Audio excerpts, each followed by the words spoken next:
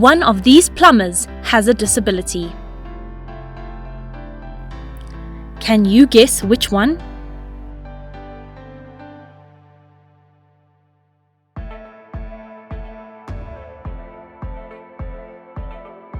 Employing a person with a disability means that the person has the competency to perform their job just as well as their colleague, but may require certain reasonable accommodation or best labour practice services.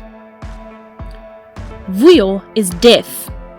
This means that his team underwent a deaf sensitization workshop prior to his placement to help them understand about the cultural difference of the deaf community, as well as some everyday signs in South African Sign Language. His supervisors also learned communication techniques to use in the daily workflow.